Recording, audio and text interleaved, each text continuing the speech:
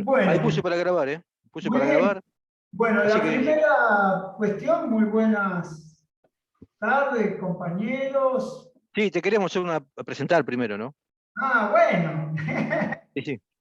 Eh, pero yo voy a agregar la presentación en el chino, que es el quien más te conoce, digamos, y que fue el promotor de todo este encuentro. Y bueno, quiero darle la oportunidad a él para que él te presente. A ver, chino, presentalo. Bueno, este, si vos hablas con un evangelista, te dice que es un hermano o un pastor. Si hablas con un católico, te va a decir que es uno de los troscos de Dios. Si hablas con un radical, te va a decir que es un mejor radical. Si hablas con un peronista, te vamos a decir que es el mejor peronista. Si hablas con un socialista, te va a decir que es el mejor socialista. La verdad es que yo entiendo que uno es lo que el otro saca de uno. Y Carlos saca de la gente lo mejor. Y hay una palabra que yo con esto sintetizaría toda su personalidad y es solidaridad. La verdad que ha sido un gusto muy grande para mí conocerlo y tenerlo en Rosario realmente es increíble ver cómo, por ejemplo, Agapito Blanco, que es un concejal que quería hacer la campaña contra la toma, digamos, para ser concejal de vuelta, él en vez de responder de una manera, la verdad que se merecía una piña el chabón, lo invitó a que fuera a la toma y a que colaborara y a que participara. Ese es Carlos Yoldi. Se los presento. Bueno, bueno, muy bien, chino, bueno, muy bien. Bueno, buenas tardes. Gracias a todos por participar.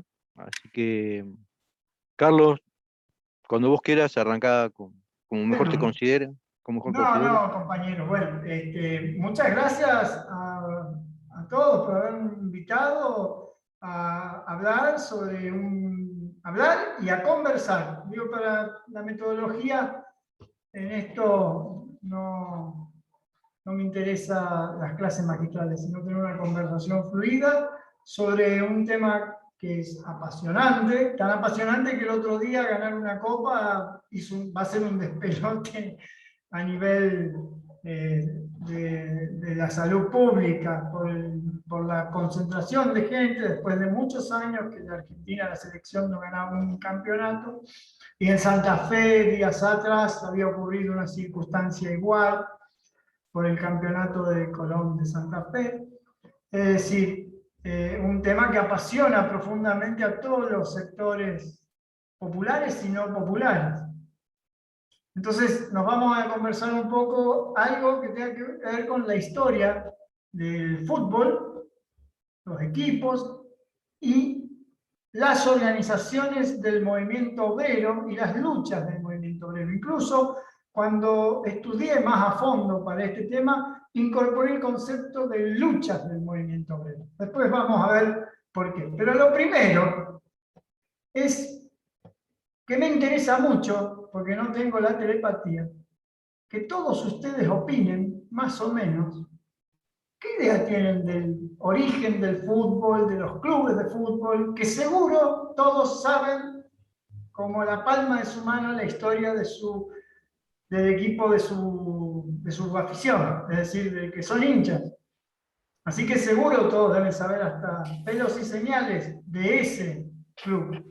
Pero, ¿qué piensan cuando hablamos de esto? ¿Qué idea tienen? Le pediría que hablen sin temores. Esto es un diálogo, no es un examen ni una clase magistral. Es una conversación. ¿Qué piensan cuando hablamos de el origen del fútbol? A ver, compañeros, anótense. Ahí hay un chat. ¡Oh! De Argentina. Bueno. Ah, con razón hace frío, sí. Empezó el frío, sí. Hablen, hablen, hablen. No, ¿Qué no, tal, bueno, no compañero? sé. Gracias. Sí. Sí. No, a ver, Bueno, yo conozco la historia de mi club, que es el mejor de todos, ¿no? Independiente de Avellaneda. Pero que nació así como una organización de compañeros trabajadores que que justamente los patrones no lo dejaban jugar en el equipo de la tienda, ¿no? Entonces organizaron un equipo, se llamó por eso Independiente, que era independiente del resto. A ver, compañeros. Sí, bueno, compañeros lo saben, un poco la charla, la idea nuestra un poco salió cuando comenté que, bueno, a Carlos, yo sé dónde venía y todo. Carlos, yo te cuento, no sé si sabías, bueno, yo soy hincha argentino, obviamente, mártires de Chicago. Nosotros este año, este 2 de mayo, hicimos, yo como socio argentino y otro compañero que vos debes conocer, que es Federico Tonarelli, que él era... Ah, sí, el Fede, el Mago. Claro, con Fede hicimos un proyecto y la comisión directiva este año la aprobó y bueno, Argentino Junior este 2 de mayo, hubiéramos querido que fuera antes del 1 de mayo, salió con una camiseta en homenaje a los mártires de Chicago. Y bueno, Fede, no me pude ver con Fede porque él tuvo coronavirus, yo también, y nos estamos debiendo que nos entreguemos las camisetas porque tenemos las remeras que salió el equipo a la cancha, que en homenaje a Mártires de Chicago, así que para nosotros fue muy lindo eso y un poco cuando hablamos de esto salió entre los compañeros a hacer un poco esta charla sobre el tema. Así que sí, yo acá tengo la argentino, con la imagen del Diego, y sí, todo eso lo tenemos. Y bueno, Daniel también, que Independiente, que bueno, es hincha Independiente, hizo el flyer con un jugador de rojo para esta charla, así que sí. No, bueno, no, pará, es una casualidad. Yo elegí el goleador de todos los tiempos de la Argentina. Bueno, es como consecuencia de eso, digamos. ¿No? Bueno. Porque el fútbol, ¿qué es? El fútbol es hacer más goles que el contrario. Bueno, tenés que poner un goleador. A ver, otro compañero que opine, que diga, que cuente, qué club, que sabe, que habla de la historia. Ahí muy interesante lo que usted marcó de Mártires de Chicago, después lo vamos a charlar más en profundidad. Es muy importante ese caso.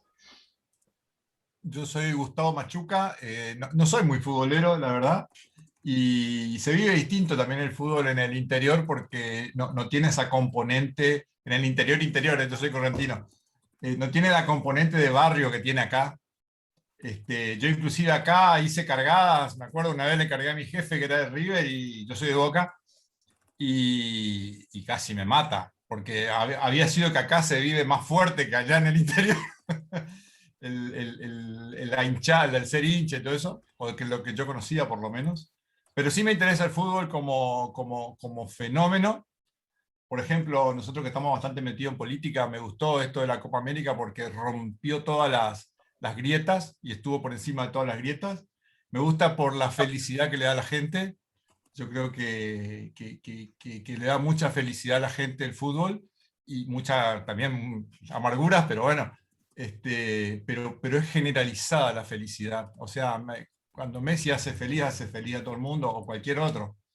Y nada, y es uno de los fenómenos que yo noté ahora en la Copa América, como que no sé cuán compartido será en esto que estamos acá, pero yo veía que era un sentimiento muy compartido y que nunca se había hablado, pero sin embargo era compartido, que todos queríamos lo mismo, todos queríamos la Copa para Messi, por ejemplo.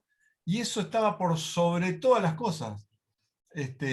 O sea, aúna muchos sentimientos que ninguna otra actividad puede aunar. Con respecto a la historia, sí vi algunos documentales por ahí que comenzó con todos los ingleses que fines del siglo XIX venían acá por los ferrocarriles o por los frigoríficos o por distintas cosas y en sus momentos libres se juntaban a jugar y bueno, y ahí empezaban a contagiar y se armaban los clubes. Pero no mucho más que eso. Sí, eso es lo que yo sabía también. Sí, también sabía esa cuestión. A ver, más o menos todos los demás compañeros. Así que una idea general. Hola, yo soy Jorge. Y bueno, no, tampoco de la historia de los clubes no conozco demasiados. Escuché algunas cosas, por ejemplo, yo viví y estudié en Rosario y lo escuché a Fontana Rosa hablando de los orígenes de los dos clubes. Que decía que a pesar de que ahora está totalmente emparejada las hinchadas, Rosario Central tiene un origen de trabajadores y Newell's un origen más con alcurnia o no sé, fundado por ingleses, señoritos ingleses. Luego, con el tiempo, las hinchadas se emparejaron y bueno, supongo que pasará lo mismo en La Plata, con Gimnasia, que son clubes que tienen otros orígenes. del compañero. Bueno, en mi caso, Leonardo Galgani, ahí aparezco como Leo. Yo soy hincha de Boca, simpatizante del bicho. Ya ayer empezamos a dejarlo afuera River. Tanto el bicho como Boca están jugando equipos de copas importantes, ahora no como Independientes, equipito que quedó en la década, no sé qué. Pero bueno, juega hoy, ¿no? Sí, porque juegan la Copa de la 20 latinoamericana, pero bueno. Está bien, Dani, que lo disfrutes.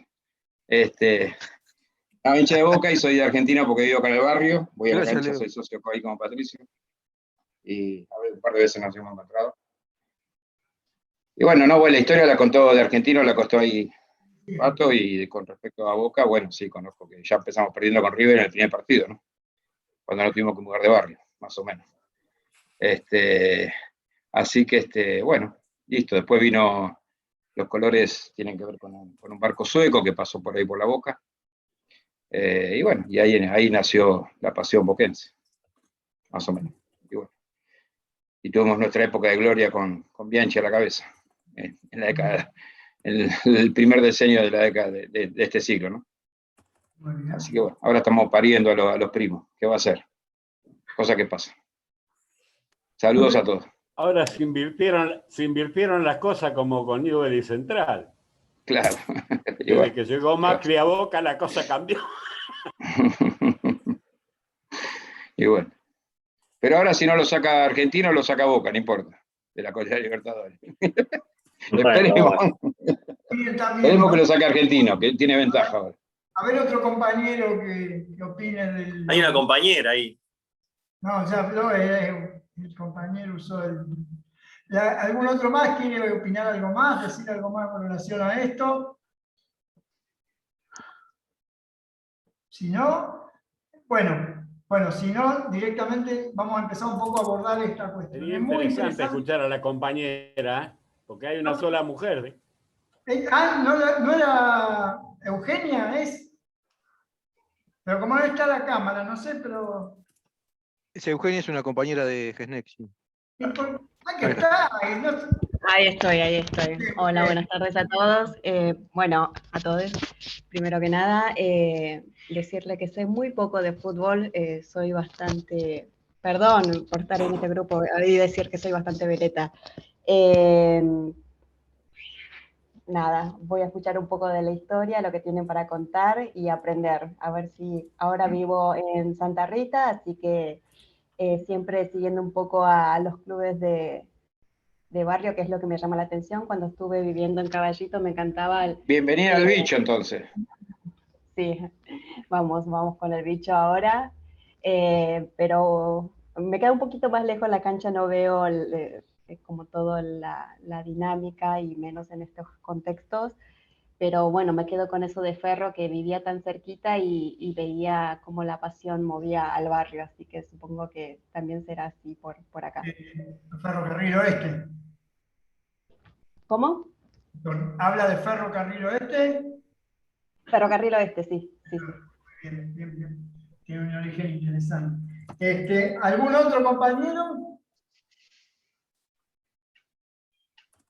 Bueno, si ningún otro compañero quiere opinar en esta oportunidad, vamos a seguir hablando y conversando, y no es mi idea la idea de algo magistral por el estilo, sino todo lo contrario. Ustedes dijeron muy bien una serie de cuestiones. El primer origen del fútbol es la hegemonía de la economía inglesa en el mundo. Es decir, los ferrocarriles son ingleses porque la potencia económica y hegemónica en el desarrollo de expansión del capitalismo a escala mundial es el imperialismo inglés. Y eso es así. Por eso ustedes van a encontrar que en la India o que en los lugares donde hay fútbol está muy ligado a dos cosas, al ferrocarril. Es decir, hay en lugares donde el fútbol se ingresó, en Chile, en Brasil, también fue de ese lugar. Después, o sea, cuando fijamos el proceso, en un primer momento se jugaba y era como, los criollos miraban como que era una cuestión de ingleses locos. Así era la palabra. Incluso creo que hay una literatura que habla de los ingleses locos, en un pasquín de la época, que hacían esa cosa de andar jugando las patadas con una pelota.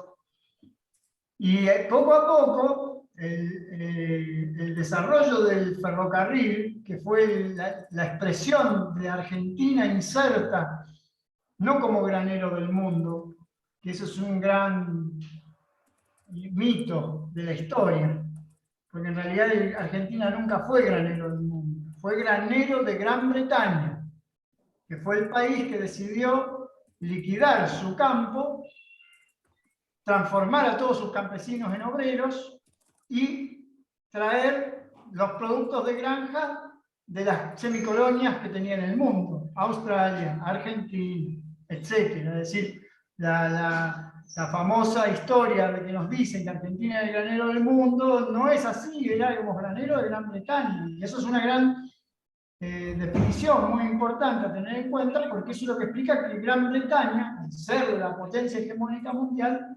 estructuró en función de sus necesidades las relaciones económicas. Por eso se llenó de obreros irlandeses y escoceses y directores ingleses, la mayoría de los ferrocarriles. Eso se nota mucho en la historia de Rosario Central y Newell's Old Boys. Rosario Central era el equipo de los catangos en el barrio de Las Latas, y eran escoceses e irlandeses, y Newell's Old Boys era el equipo de la jerarquía, porque se jugaba, inclusive fundamentalmente empezó a jugarse mucho en la aristocracia de los ingleses. Hay una serie incluso en Netflix que la pueden ver, que habla del origen de la pelea entre ser profesionales o ser amateurs en la propia Gran Bretaña. En 1867, sí creo que es, aparece, ¿cómo? ¿Alguien me dijo algo? No. ¿Se entendió esto más o menos, este concepto? O sea, todo Sí. Gran Bretaña, pero ¿por qué Gran Bretaña? ¿Qué venían? No, porque era la hegemonía de la economía británica en el mundo ordenado, y Argentina incorporada al mercado mundial después de la guerra, de la batalla de Caseros, de la guerra de secesión con la provincia de Buenos Aires, la batalla de Pavón, del proceso de la secesión estadounidense. Todo eso configura un orden mundial. Digo, esto del orden mundial no es de ahora, es el fenómeno del orden mundial con hegemonía británica y con Argentina inserta, que ese es el gran proyecto de la generación del 80, inserta en ese mercado y en esas circunstancias. De ahí la llegada de los británicos, de los ferrocarriles, de los ingenieros. Ustedes van a ver que se repite en pueblos o en barrios que antes eran pueblos, caso de Flores, caso de esos lugares que tenían la estación, al lado de la estación se estructuraba la vida del pueblo, la estación agrupaba la exportación de grano y carnes que iban a Gran Bretaña. Cuando se elimina la exportación de ganado en pie es que se desarrolla la industria frigorífica. Si no, se mandaba el ganado en pie en los primeros años. Ya muchos años después, hasta fines ya del siglo XX, casi empezado el siglo XX, es la liquidación, paulatina liquidación de la exportación de ganado en pie. Entonces, estas cuestiones son muy importantes porque son lo que define mucho. Entonces, toda la aparición del primer equipo de fútbol que está anunciado en un diario de Buenos Aires, que es el de los hermanos Hawk, que era todo eso, es la primera aparición, y después en ya llega a tomarse cada vez más, a popularizarse, y en 1890 en 1893 se funda la AFA, que es la federación que organiza los primeros torneos, que incluso incluían equipos de Rosario. Es decir, eran 7, 8 equipos que jugaban un torneo. En el amateurismo se llamaba el marronismo, porque se ponía plata en una cajita para distribuirla a los que jugaban. Y el fenómeno es tan masivo, empieza a ser tan popularizado, que empiezan a aparecer los clubes y a desarrollarse y hasta a comprar terrenos, que es el caso del Quilmes Athletic Club, que es el caso del Railways de Rosario, y después empiezan a castellanizarse los nombres. Ustedes van a ver que se empiezan a castellanizar. No casualmente empiezan a aparecer los nombres Talleres de Remedios de Escalada, Estudiantes de Buenos Aires, Argentinos de Quilmes, Boca Juniors, Independiente, etc. Ya aplicando una fenómeno, una cosa masificada, enorme del proceso. Incluso hay historias que ustedes van a ver que los nombres se repiten. Entonces está el Talleres de Córdoba, que es el mismo que el Central Córdoba Rosario, era la misma punta de línea del mismo ferrocarril. El Central Norte de Salta, que era la misma punta de línea del ferrocarril que salía de Rosario. Ferrocarril Oeste, que era, o sea, hasta conservan el nombre, es decir, hasta los nombres tienen un poco una característica. Talleres, los talleres ferroviarios de la línea tal, o sea, todos tenían esa característica. Y ahí es donde empieza a darse un fenómeno de enorme masificación. Y empieza la pelea de la profesionalización, etc.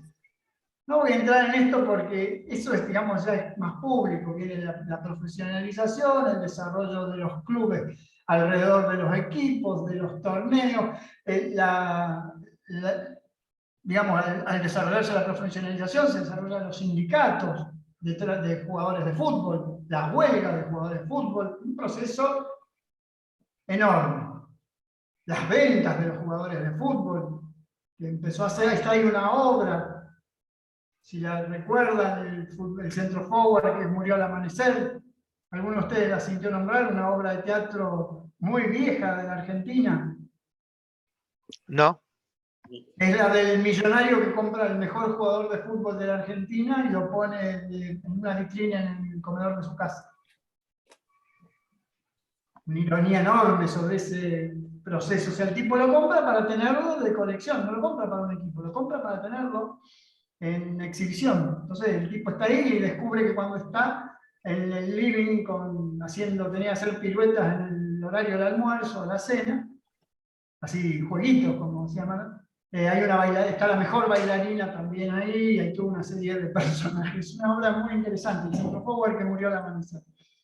Pero cómo ironizaba sobre la cuestión de la discusión que se había pegado en el momento de la venta de los jugadores. Bueno, todas estas cuestiones nos llevan a un punto. ¿Por qué se masificaba? ¿Ustedes por qué creen que se hizo tan masivo? De golpe, o sea, ¿por qué la gente lo adoptó? Y lo jugaba y se apasionaba los domingos en ir a ver. ¿Cuál es la causa más importante? Digan, a ver, sin miedo no es un examen. Porque es lindo. No, yo pienso que para jugar, porque es un juego relativamente barato, digamos, que hay que tener un lugar, que en esos años había lugar para jugar. Digamos, los arcos se pueden simular con unos cascotes o con unos ladrillos o con la misma ropa y pueden participar todos. Me parece que eso lo hace popular, que es un juego barato que los chicos se pueden entretener horas con eso, que no se aburren, digamos. Creo que nadie se aburre jugando a la pelota. Creo que tiene que ver con eso. ¿Alguno más? Lo tomamos como una definición, ¿les parece? Eso es un elemento interesante. Sí, dice que van a decir que el más democrático de los deportes, dice Osvaldo Valle en un escrito. El más democrático, una pelota y 22 personas, se divierte las horas que quieren. Nada más. Es el más democrático. Pero hay una cuestión que no me queda clara. Eso está bien en cuanto a todo el mundo jugando, y muchos equipos, y muchos.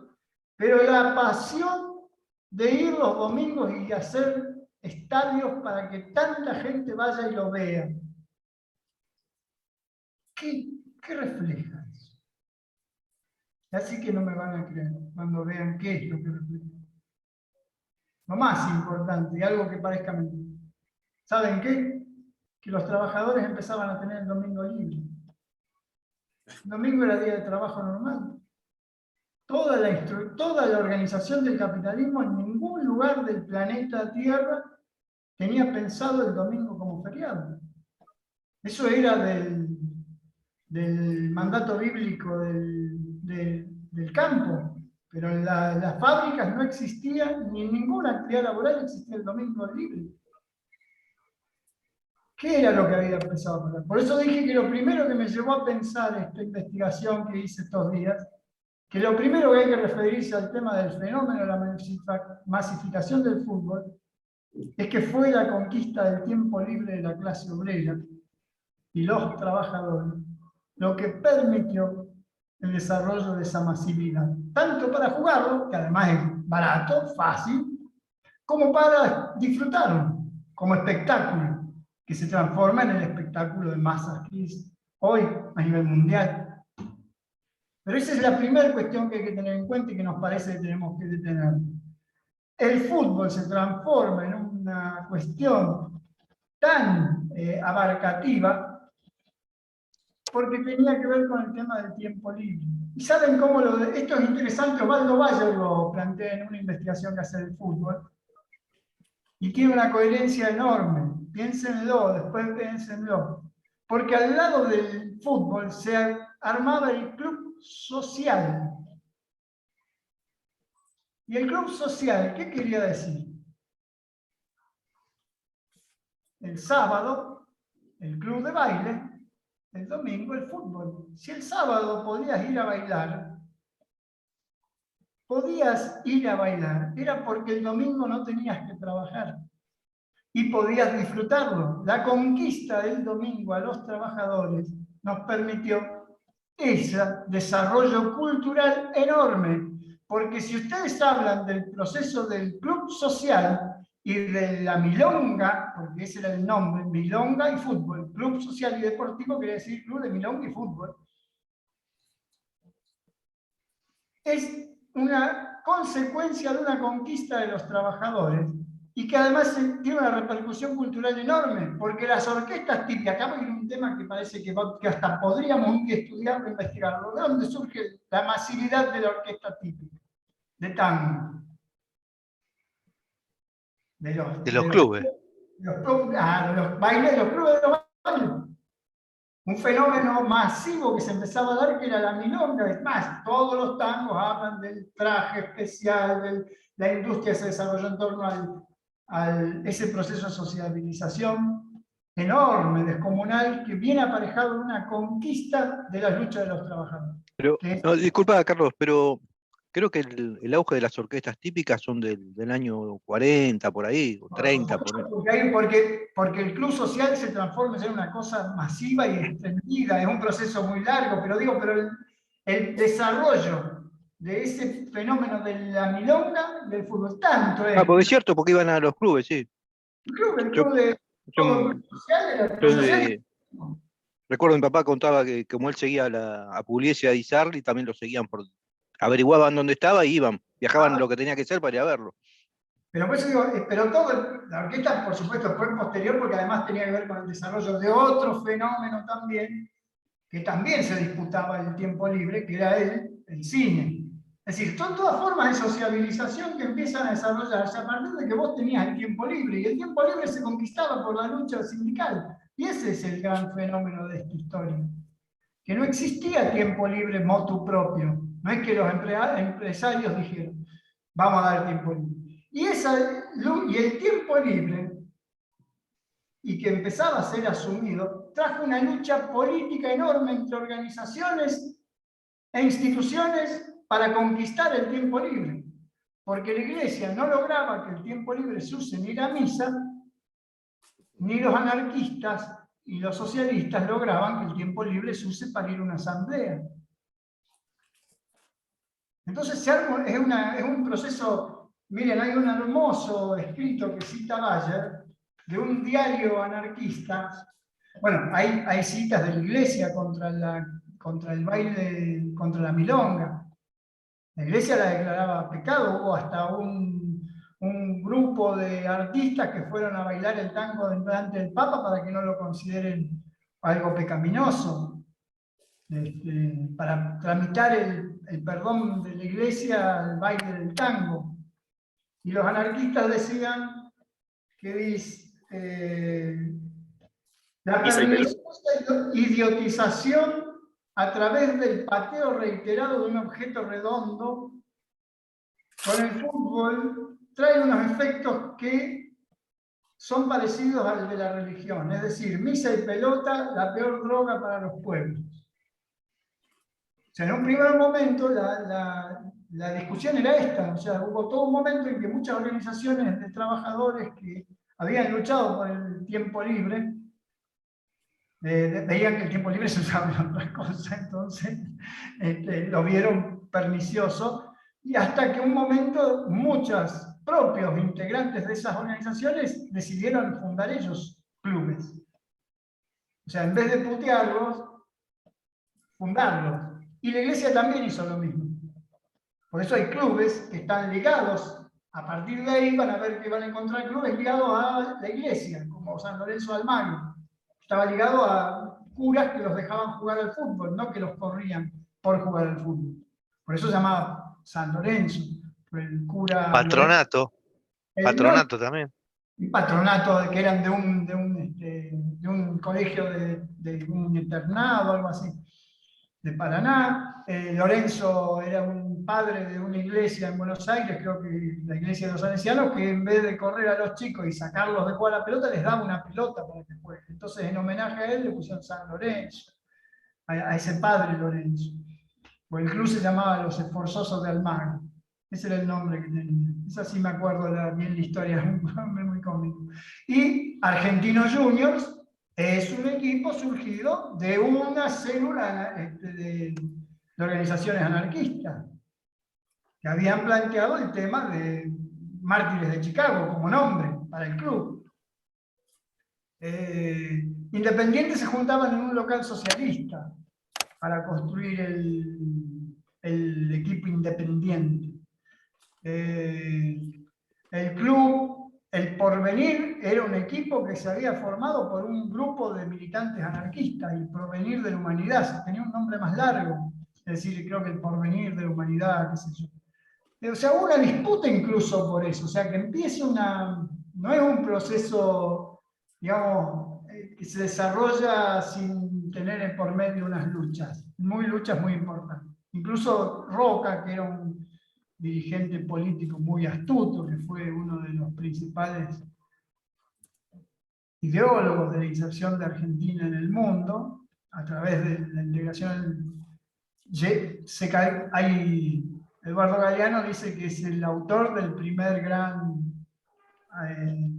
soborno y arreglo.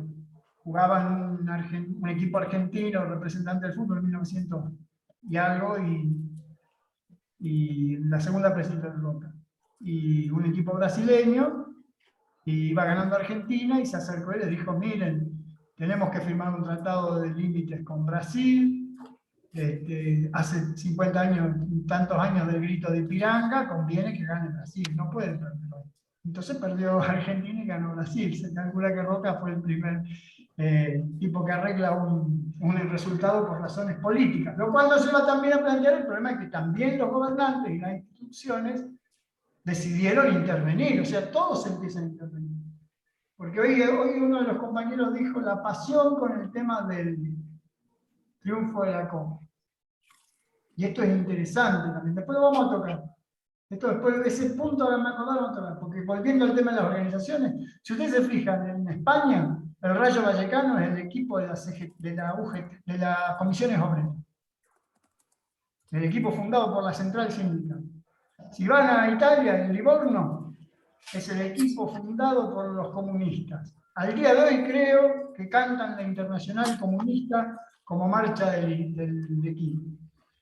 Hay un equipo en Valparaíso, no me acuerdo el nombre, que se llama, el nombre de un señor, nombre de persona, no me acuerdo bien ahora cómo es. Club Deportivo Arturo Fernández Vial. Arturo Fernández Vial había una huelga enorme de portuarios y ferroviarios en Valparaíso, o en Concepción, no me acuerdo, y fue mandado por el gobierno a reprimir, a hacer una matanza como la de Santa María de Iquique, que en Chile se acostumbraba, bueno, no solo en Chile, en varios lados, había una huelga, ir poner el ejército y masacrar a todos. Y este general se negó, dio vuelta a las armas y obligó a que se firme un acuerdo salarial. En homenaje, los trabajadores lo llamaron con el nombre de este señor al club de fútbol que al día de hoy sigue jugando por ahí. No sé si en segunda, qué categoría. Y así tenemos un montón de historias de relación entre organizaciones de trabajadores y equipos de fútbol. Que va más allá incluso del origen de cada una ligada a los trabajadores del taller tal, sino que ya era una pelea política por intervenir en eso. Y llega a un límite tan fuerte que los comunistas en Argentina, junto con algunos sindicatos, organizaron durante muchos años una liga deportiva obrera que competía en contra de la profesional. Es decir, cuando empezaba a desarrollarse la liga de la AFA, había una liga deportiva obrera que jugaba todos los domingos. Tenían nombres muy cómicos los equipos.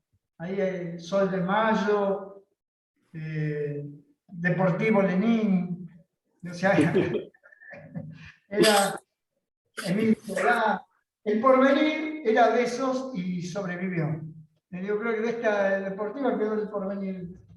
Después estaba Spartacus, etc. O sea, tenían hasta contenido ideológico. Se buscó por todas las vías interceder en eso. O sea, digo, la pasión. Más o menos hasta acá se ve esta cuestión o se ha dado un batuque bárbaro.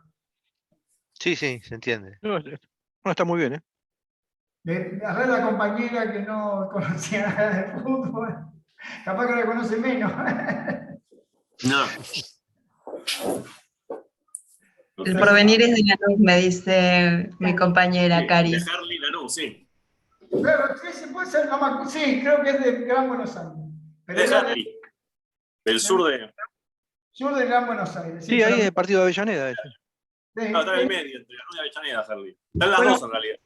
Si ustedes se fijan, Bueno, en sí. cada No, ciudad, chicos, Después perdón. está No Victoriano está, de Arenas también. está en Lanús. Está Bueno. en. Sí, por favor, chicos. Está ahí enfrente de Plaza Vea. Sí, está en Lanús, en el puente, al lado del puente cuando vas para Monte Chingolo. La localidad de Harley están los dos partidos. está bien, pero no es la discusión. Ustedes van a ver si se No ponen estamos hablando de otra a cosa, Pato, no mezcles. en cada ciudad. Es abogado y siempre quiere tener razón. Como es abogado, quiere tener razón siempre. En cada ciudad Como no van a puede ganar una, dice, no, pero Harley está en los dos. Pero estamos hablando de otra cosa, ¿no? De Harley. en cada ciudad van a encontrar equipos. Acá en Rosario hay uno que se llama El Luchador, hay otro que se llama, o sea, todos tienen origen Aurora, que todo el mundo dice Aurora, y es el famoso crucero que inicia los cañonazos por la Revolución Rusa, y quedó el nombre. Entonces, ¿por qué se llama Aurora?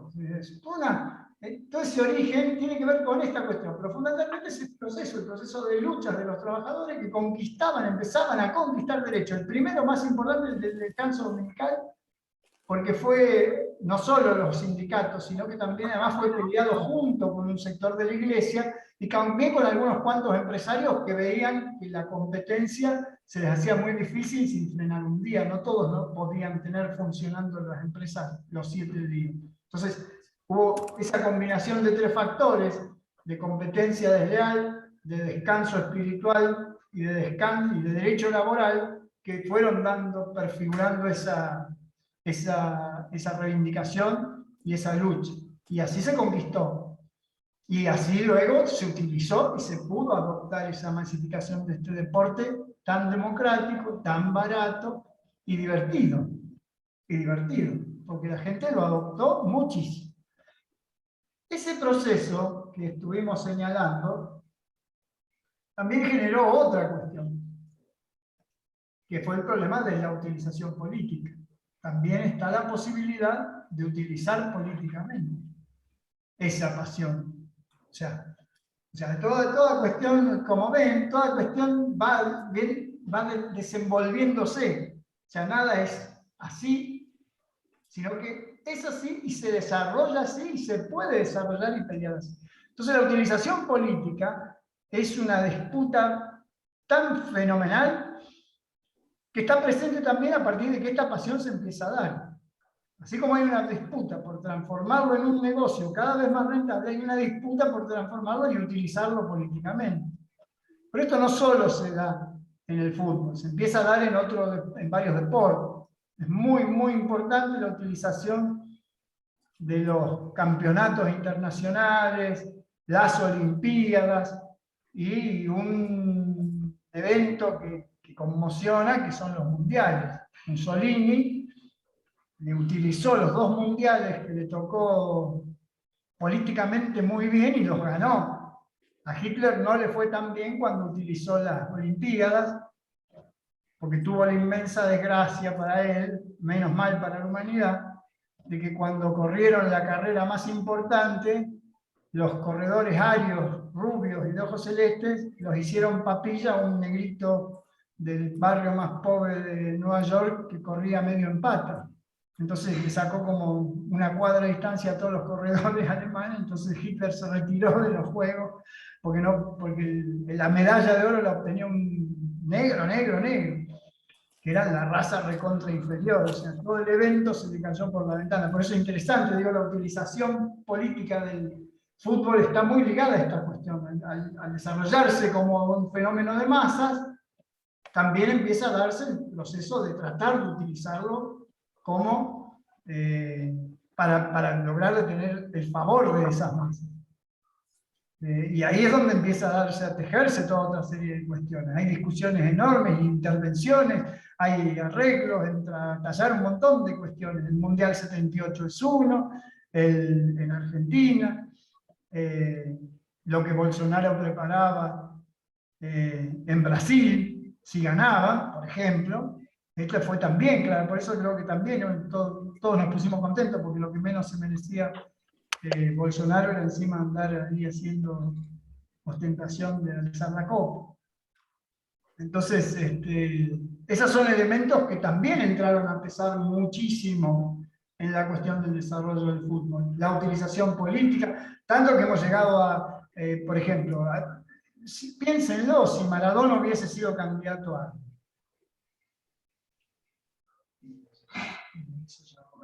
O Messi hoy mañana dice soy del partido Perú. O sea, se empieza a darse todo un fenómeno que tiene una lista compleja, como todo fenómeno pasional, es decir, así es la cuestión. Y es una disputa enorme. Lo que nos interesa más bien al hablar del fútbol, que entran muchísimas historias, la historia de la profesionalización, la sindicalización, la pelea en Italia terrible que quiso traer Macri, de transformarlos en sociedades anónimas, es decir, que se transformen, que un dueño los capitalice, que ya no sea el club de, sino que es el club de tal, como hay muchos clubes en Europa, que ya son clubes propiedad de una empresa, cotiza en bolsa, son una sociedad anónima, una marca, y queda muy poco, o sea, es como más ligado al espectáculo y menos a la vinculación social, que era un poco la función original, o sea, es una disputa que está por...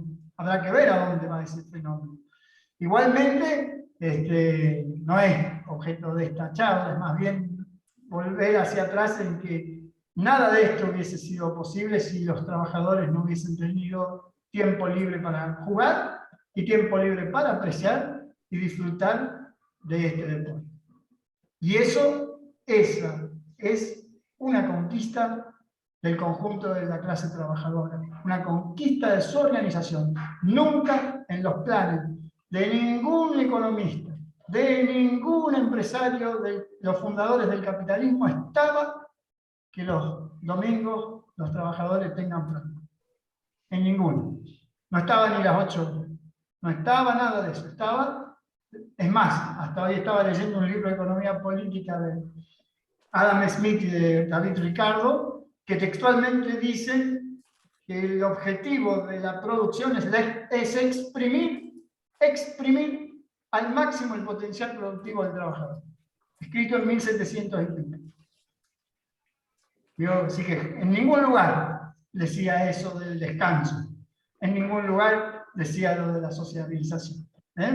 Eso es una conquista de los trabajadores organizados que arrancamos al sistema, se lo arrancamos con una pelea mundial, tener tiempo libre tener espacio de sociabilización y tener un día para poderlo disfrutar entre todos. Bueno, eso es un poco lo que quería conversar. No sé si quieren preguntar y charlar más o lo que ustedes se les dé la gana. Muchas gracias. Espero no haber hecho un batuque bárbaro con todo esto. No, buenísimo. Creo que hay una película que es Luna de Avellaneda, que trabaja Darín, y aparece un empresario que quiere comprarla para derivar, o sea, para, digamos, hacer desaparecer la acción social o el tema de la función que tenía el club para hacer digamos, un mundo capitalista ahí adentro, poniendo una empresa, creo. Si bien me parece que no es la misma historia, porque acá no querían que el club siga privatizándolo, en realidad querían hacerlo desaparecer, pero estaba muy linda la película, sí, yo la vi.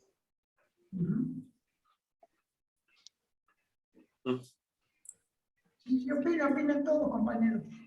Sí, No, sí, yo la recuerdo, de Luna Avellaneda, pero me parece que también había un conflicto ahí por el tema de que no se podían solventar los gastos, el club medio estaba venido a menos. No estaba fundido. Claro, Sí, y claro, había estaba una... fundido. Bueno, esa discusión entra por ese lado. Cuando Macri Claro. quiso transformar, cuando Racing creo que fue que tuvo un gerenciamiento, fue por una empresa del Biceleste Sociedad Anónima, se llamó, y fue el primer intento serio, creo que duró un tiempo. Después creo que se quebró. hizo más estrago que los arreglos, pero la presentación de este proceso en Europa se dio diciendo, bueno, en vez de gastar en el gasto de lo que cuesta todo esto, el mantenimiento del estadio, el mantenimiento del personal, las instalaciones, lo concesionamos, lo agarra un empresario, el empresario lo manejará mejor, con ese discurso y utilizar esa pasión para el negocio es una disputa también. Es una disputa, utilizar la pasión, de venderla. Compañero, ¿cuánto se vende un jugador de fútbol ahora? Sí. Tenemos la más Millones. pálida idea, o sea. ¿A De Paul no lo compraron por 40 millones? ¿45 millones? Por eso, pero estamos hablando de esos jugadores de no Y sé no es el dónde. máximo, no es el más caro de todos. No, pero cuando uno, porque ya yo no lo sigo particularmente, pero yo ya perdí la cuenta, pero yo escucho a veces, Rosario Central está por comprar tal, y vale tantos millones de dólares. ¿Quién es este? No saben ni quiénes son. O sea, la posibilidad de negocios que genera esa cuestión de la pasión es enorme. Por eso creo que las disputas, o sea, ver el fenómeno del fútbol alejado del origen de las disputas políticas y sociales de los trabajadores y los pueblos es un error, porque no fue así, nunca fue alejado, estuvo permanentemente ligado a eso. Y creer que ahora no está ligado también es un error. Esa es la cuestión también que podemos concluir en esto. ¿Se vieron esos que dicen, no se mezcla el deporte y la política, no se mezcla el fútbol y la política? Está mezclado desde que nació, lo lamento. No lo decidí yo, está mezclado desde que nació. Si no hubiera habido descanso dominical, si no hubiera habido jornada con Franco, no hubiera habido fútbol, ni deporte, ni nada por el estilo. Y tampoco esa expresión cultural popular tan interesante, que es otro aspecto. La expresión cultural es muy interesante, pueden estudiarlo, porque estudiando para este tema, hay toda una discusión. Fíjense que cuando se hace un censo de nivel cultural, se habla de cuántos libros tenés en tu casa, o sea, qué estudios, qué nivel académico has llegado, con un sentido común que es académico, que es decir, bueno, cultura es aquello que está en los libros, en la academia, oficializado. Ahora, los que hacen el sábado a la noche una milonga, improvisan una cosa, no es cultura popular, no es cultura, no es nivel cultural, no hace al acervo cultural. La definición de cultura es interesantísima hoy, es más, esa definición es casi más envolvente y demostrativa de lo que es un nivel cultural. El nivel cultural tiene que ver con eso. Han surgido, a mí no me gusta el hip hop ni el rap. No me gusta porque no lo entiendo. Pero sé que a la gente joven hay un enorme movimiento de expresión atrás de ellos.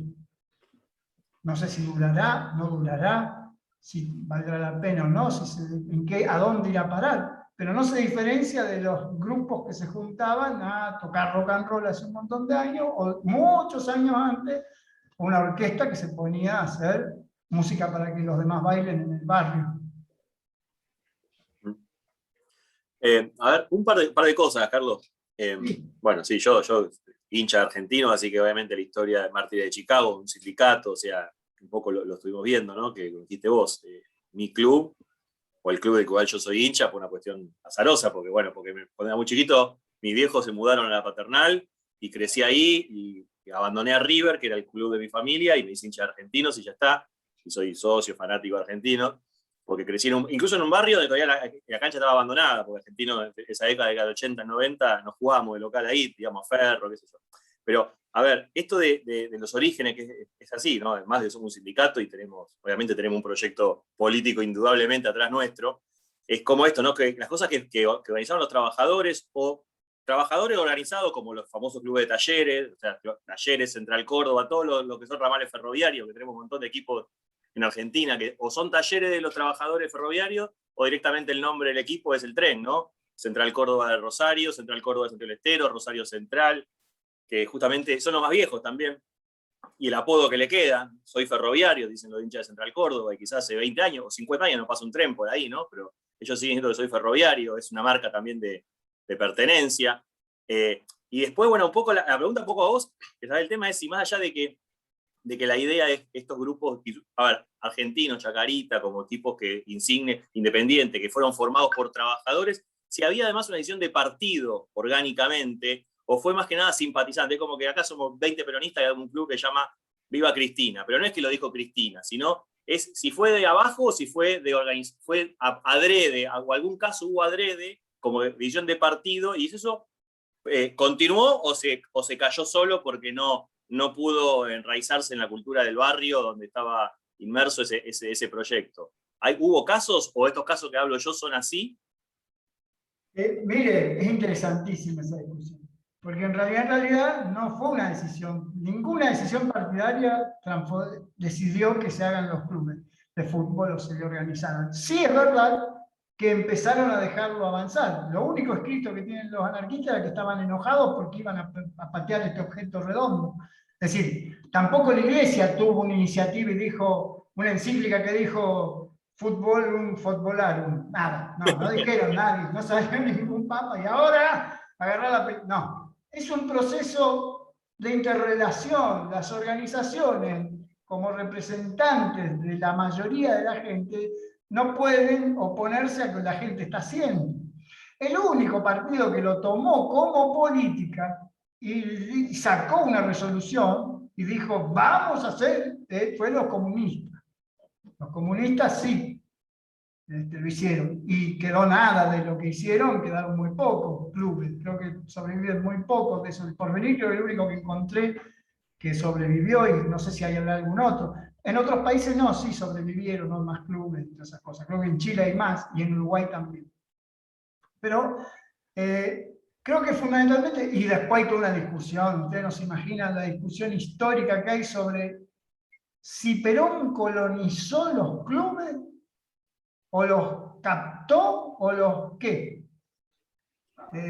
Yo creo que nada es... A ver, en la historia uno va aprendiendo que puede haber dos que digan, vamos a colonizar los clubes y vamos a hacerlo todo peronista. Puede ser que haya habido alguno. Pero no se hace si la gente no se hiciera peronista, es decir, no se decreta eso. A ver, puede ocurrir que alguien diga, hagamos los clubes kirchneristas.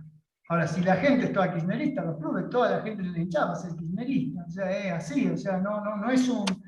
distintos son las decisiones macroeconómicas, que es decir, bueno, vamos a transformar todo, que incluso puede ser una decisión, pero la lucha popular puede impedirlo.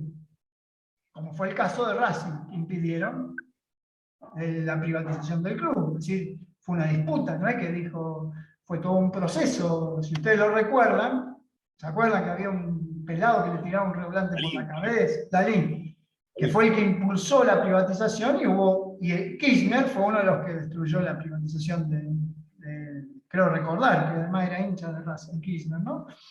Si mal no recuerdo. Sí. Y hay un tema, un comentario, aparte, que el otro día, cuando, bueno, lo decían de vuelta una persona en Twitter ahí, del palo kirchnerista, donde yo estoy también, que decían que salimos campeones de América, y el tipo como riéndose, y algo que todos sabemos, a veces nos damos cuenta, dice, y por los siglos de los siglos, los gorilas cantarán Dale Campeón con la marchita de fondo. Bueno, el Dale Campeón es nuestro Perón Perón, y yo nunca tuve la posibilidad de saber si eso... Nadie decretó que de ahora en adelante, o sea, un historiador puede pararse y decir, y obligaron al pueblo que cante el Dale Campeón con la... No, nadie obligó a nadie, nada, la gente lo cantó y la pronunció. Y quedó. Y la cantan hasta en los country más reservados. Claro, y sí, porque ya está. Dale Campeón, y claro, es justamente eso. Como a veces no nos damos cuenta de fútbol y política, fíjate que cantamos la marcha del partido movimiento político más importante de Argentina, en el momento que todos queremos festejar algo, cantamos Perón, Perón, sin darnos cuenta, Dale Campeón, Dale Campeón. ¿Cómo quedó ahí? Bueno, las discusiones cuando el decreto de la Libertadora prohibiendo la utilización del nombre Perón, era terrible. Dios, se cantaba en las tribunas, o sea, debe haber historias que, digo, esto es para profundizar, haber enormes historias. Yo recuerdo el tema de la época de la dictadura, que se cantaba, se va a acabar la dictadura militar, en una cancha de Nueva Chicago, y el ejército no tuvo mejor idea de tener a toda la tribuna. Eso lo recuerdo siendo yo pibe, porque yo era militante ya, y uno de haber detenido toda la concurrencia a la tribuna de Nueva Chicago, si mal no recuerdo, porque habían empezado a cantar se va a acabar la dictadura militar. Y, o sea, digo, las expresiones, o sea, por eso estamos diciendo, no se decreta eso no se decreta. Sí puede haber una política, es decir, poder decir, bueno, ante este fenómeno vamos a utilizarlo, vamos a tener, pero no se decreta. Y también, y hay que decir que las organizaciones tenían un cuerpo ideológico que impulsaba esas cosas, porque empezaba a surgir esa necesidad a partir de una nueva realidad que era tener el día libre. O sea, es como, por ejemplo, a partir de la realidad de la pandemia, todos descubrimos esta cuestión del Zoom. Hace 3 años atrás no hacíamos un Zoom. Yo hubiera viajado a algún lugar, nos hubiéramos encontrado, hubiéramos charlado. Las condiciones son las que definen, y el aprovechamiento es colectivo luego. Es decir, nosotros este fenómeno es el que tenemos que ver. Por eso es importante ver, ¿por qué les dije primero? Argentina se insertó en el mercado mundial como granero de Gran Bretaña. Porque es una discusión histórica enorme, porque todo el modelo de ese país, que es el que la oligarquía argentina añora, y te lo dice, y dice, ¿cómo puede ser? Éramos la 6ª economía, y vino Perón. No es así. O sea, Perón podía no haber venido, y el problema argentino era igual, porque el problema está en que en 1930 a 1945, Gran Bretaña pasó de ser la economía hegemónica mundial a ser un triste jugador de 6ª categoría. Y la hegemonía de la economía mundial la asumió un país que es 6 veces más granero que Argentina, que es Estados Unidos. Y a su vez es una potencia industrial. Entonces, la inserción de Argentina como proveedor de productos agrícolas ganaderos a una potencia que se había transformado en una factoría, la historia de la industrialización británica es hermosa, porque es la historia de un país que la nobleza se transforma en dueños de las fábricas y expulsan a todos los campesinos, a todos los irlandeses, a todo el mundo, y lo mandan a Manchester y a Liverpool y a Londres a trabajar en las fábricas las 24 horas del día, los 7 días a la semana. ¿Y qué vamos a comer? Tenemos Australia, tenemos Argentina, tenemos ahí para que nos manden lo que necesitamos. Sobre todo la Argentina, Australia, toda la Oceanía es la que se inserta como exportadora de carnes y granos en Gran Bretaña. Ese modelo cae en 1930, 1945, la Segunda Guerra Mundial queda destruido, y la hegemonía mundial es otro orden mundial. Entonces Argentina nunca más no se pudo insertar, no pudo resolver ese problema. Y es una discusión antes de Perón, una discusión que tiene mucha importancia. En el periodo de Perón se desarrolla una política que es muy importante, que es el aislamiento relativo de fronteras adentro, algo que después se llamó Vivir con lo Nuestro, y desarrollo industrial del mercado interno. Pero, no, pero igual el proceso de sustitución de importaciones empezó antes de Perón, Y en unos años realidad antes. los Empezó ya conservadores- con la Segunda Guerra.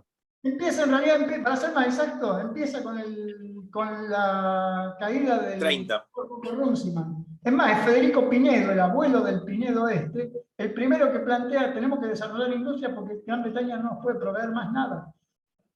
Y si se la tenemos que comprar a Estados Unidos, no tenemos que venderle. ¿Qué le vamos a dar carne a Estados Unidos? ¿Le vamos a dar carne y trigo a Estados Unidos? Que tiene Claro, que es como venderle naranja al Paraguay, digamos. Claro, no es imposible. Entonces esa discusión es muy importante y ese es uno de los grandes dilemas, porque en el 55 también lo que entra en contradicción es que ese desarrollo es muy difícil sostenerlo en el tiempo. O sea, vos podés vivir 7 años cerrando la frontera. Pues llega un momento en que hasta comprar un repuesto era un problema, porque no podías desarrollar. O sea, la autonomía absoluta en este momento de la economía, en ese momento, y ahora más, es muy difícil. Por eso digo, pero fíjense las discusiones que se derivan de esto. Se derivan del mercado mundial, en la potencia hegemónica. ¿Qué jugaban los que tenían los obreros de esa potencia hegemónica? Y eso es lo que transforma el fútbol en algo que se extiende por todo el mundo como regalo de polvo. Que a su vez, es verdad, creo que la explicación de esa gran extensión tiene que ver con lo democrático que hay en juego. Creo que los anarquistas que vieron el proceso del fútbol tenían razón. Era muy barato. Jugar al cricket es mucho más complicado. Ni hablar de jugar al béisbol. Sí, o el mismo tenis, o bueno. El mismo tenis, son menos personas, se divierten un montón mirando, tenés que tener terrenos para... Es que es más fácil, con el mismo terreno que juega al tenis, juegan 22. Sí, sí, aparte no importa la ropa, nada, el calzado, no necesitas raqueta, nada. Por eso no necesitas nada, es una cosa Claro, sí. muy interesante ese desarrollo. Salvo que jugué polo obrero como lo jugaba Capusotto, no sé si se acuerdan. ¿Cómo era? Así que se subía uno arriba del otro. Claro. Se subía No, uno pero ese era Pacheco se Mickey subía Vainilla. arriba de los obreros y lo hacía. Pero ese no lo hacía Mickey Vainilla, eso. Sí, el polo obrero de Mickey Vainilla era así. Sí, sí, ¿Sabes Mickey qué fue eso? Sí. No, bueno. No, está bueno. Y bueno, y después de a nivel, no sé, porque vos dijiste Rosario, porque como eso, ¿no? Las ciudades, las ciudades que serán Buenos Aires, Montevideo y Rosario, que fueron las primeras en tener esto a nivel de pasión del fútbol, y bueno, como las peleas entre Argentina y Uruguay en esa época, que eran tremendas, las finales olímpicas, las finales del Mundial, y también cómo cómo fue el paso, en todo caso, de cómo los clubes fueron ahí en ese momento de tanta popularidad, no sé, de la radio, de esas cosas, cómo fueron pasando al profesionalismo, que había sido un debate también en los propios jugadores. Me casé la pavo. Sí, cómo fue pasando de la primera generación de los fundadores de los clubes, 1900, 1910, cuando ya quedaban viejos, no podían seguir jugando, década del 20, y cómo fueron pasando y cómo cayó finalmente, que si bien se mantuvo la figura del club como asociación civil sin fines de lucro, cómo sí pasaron a decir, bueno, sí, hay que profesionalizar el deporte, porque, y si eso generó algún tema, yo sé que había generado una división en los clubes, pero ¿cómo quedó?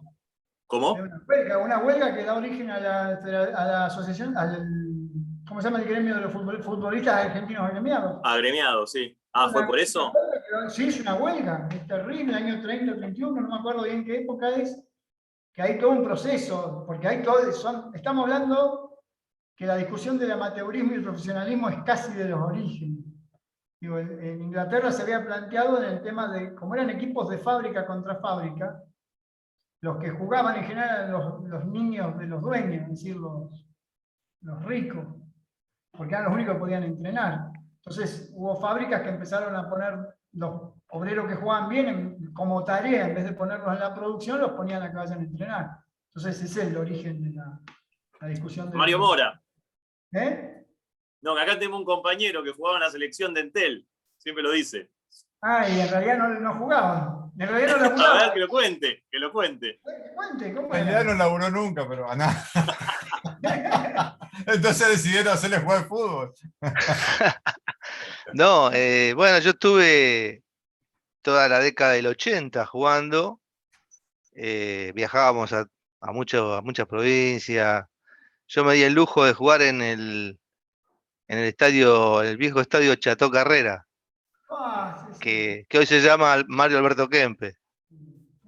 Después, bueno, en varias canchas, en la de Ferro, la de Chicago, bueno, jugué, eran amistosos, partidos amistosos que, bueno, la dirigencia de Entel en aquel momento tenía contactos políticos, entonces, bueno, iban gestando campeonatos amistosos, viajes con incluso equipos sindicales del interior, y bueno, pero ¿qué pasa? Después vino la época de la democracia, vino la era del plan Megatel, entonces armamos la selección del equipo Megatel, teníamos la camiseta con el plan Megatel, verde y blanca.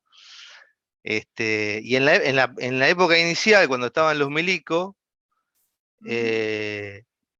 los tipos tenían toda la parte de la obra social, manejaban, y la parte del deporte se la habían asignado al director de obra social. O sea que el director de la obra social tenía el manejo del fútbol, el manejo de la actividad deportiva. Y a los milicos les gustaba mucho el fútbol y querían que ganemos todo. Querían que ganemos todo. Pero los equipos nuestros eran muy competitivos. Hasta incluso nos ponían preparadores físicos, teníamos que ir a entrenar 2 o 3 veces por semana. ¿No estuvo el Tucho Méndez ahí también?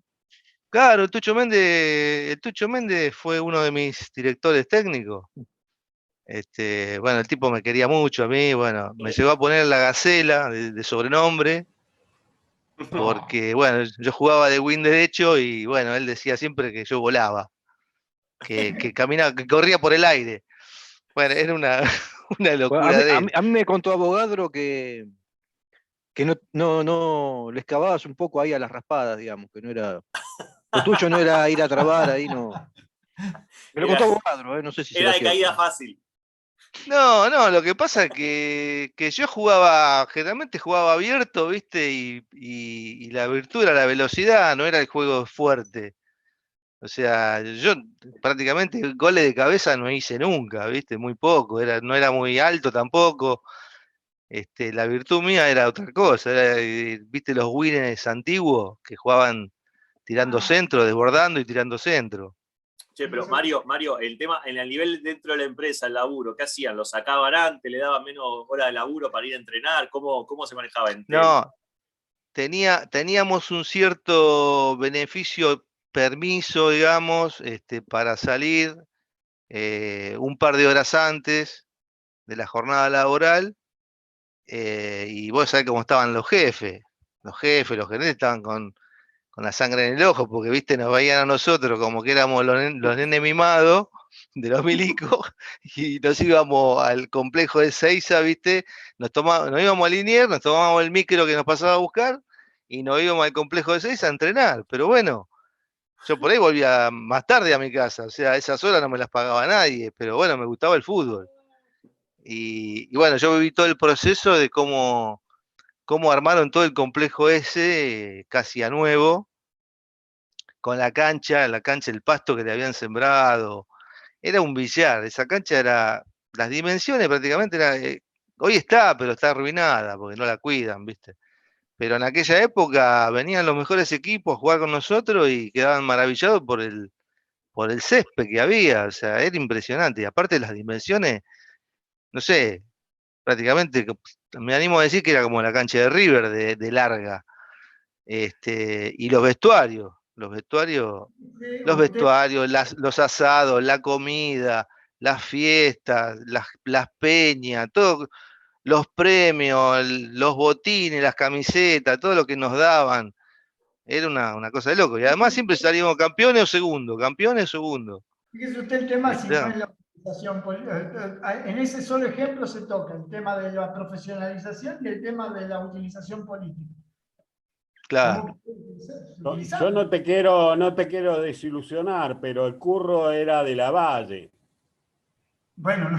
Lavalle, sí. Lavalle, Lavalle, sí. incluso llegó ya con Telecom a regalar, era el que más regalaba en Telecom, le regalaba la lapicera aquella de oro, las cosas para las mujeres, el Día de la Mujer, todos esos Sí, curros es eran de verdad. Lavalle, que era el jefe de personal en Talleres de Ciudadela.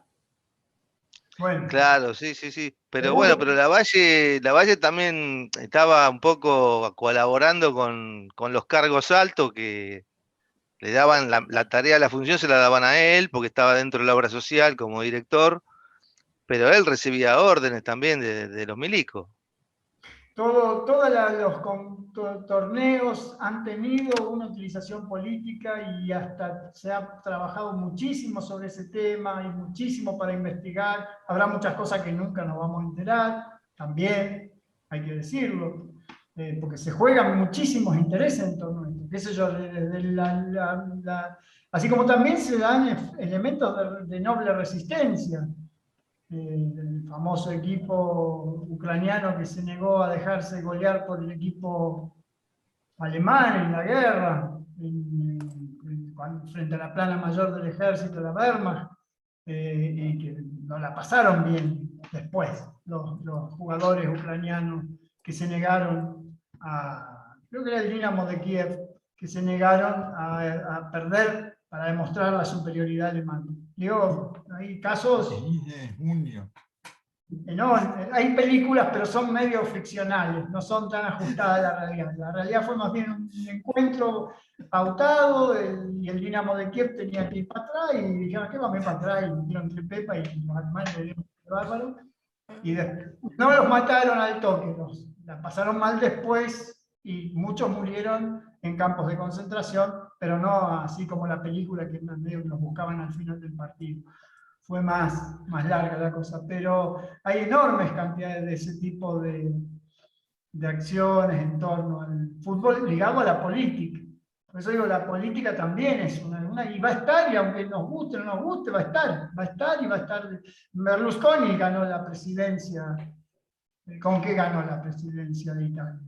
Bueno, y gran... bueno, y acá el alcalde de la ciudad y después presidente también, digamos. También hubiera ganado con Boca, que ganaba todo y logró. O sea, el tipo se logran una... la pasión tiene esa enorme contradicción. Tiene sus cosas hermosas y tiene, por no ser racional, por ser pasional, tiene la posibilidad de ser utilizada la pasión para otros fines. Así que es un tema interesante. Pero, digo, a mí me parecía, porque esto por eso dije que era una aproximación. Hay muchísimas cosas más para investigar, para tocar, pero también hay que ver una cosa. Las organizaciones sindicales han heredado esa política de deportes también, de tener muy presente. Todas las organizaciones que yo conozco, el Movimiento Obrero Argentino, que según Daniel James, que es uno de los historiadores más importantes de Latinoamérica, de la Argentina, considera que es el movimiento obrero más importante organizado de Latinoamérica, uno de los más importantes del mundo incluso, y creo Secretaría de Deportes tienen todos los sindicatos. Secretaría de Deportes. Salvo nosotros, ¿no? Nosotros No, ustedes pues son medio pataduras. no, aparte somos todos grandes ya. Somos grandes. No tenemos muy... Pero creo que el Secretaría de Deportes es un cargo muy importante en los sindicatos, el que organiza, el que tiene el campo de deporte, el torneo. Nosotros lo vemos mucho, eso se ve, eso es una tradición enorme, muy fuerte. Y a su vez creo que hasta surge si no se impone. Por eso un poco la pregunta es si fue una línea política. Nada es en sí mismo una línea política y no deja de ser una línea política. Para que parezca una juego de palabras. Bueno, por ejemplo, hay un sindicato telefónico como Foetra que tiene un equipo de fútbol. Que juega en medio amateur. Pero por ejemplo, el Saitsai tiene profesional. De hombre y de mujer. De los dos tiene. Bueno, otro pero problema. El caso de Foetra creo que también admite no telefónicos el equipo. Porque yo conozco un par que están en el equipo que ya no son más telefónicos. Es más, y cuando eran Telefónica nunca fueron de Poetra, Bueno, por y ejemplo, para estar en el equipo. 20, 30 años atrás el fútbol femenino era una rareza. Y mujeres que les gustara el fútbol. Yo recuerdo siendo pibe, yo no voy a la cancha, fui una sola vez a la cancha, así que no he ido nunca, y tenía 5 años. Pero recuerdo que había una tribuna de mujeres en el club Rosario Central y en Newell también. Tal vez en Buenos Aires, y era una tribuna que iban muy pocas mujeres con chicos, muy pocas. Hoy creo que no es así la cosa.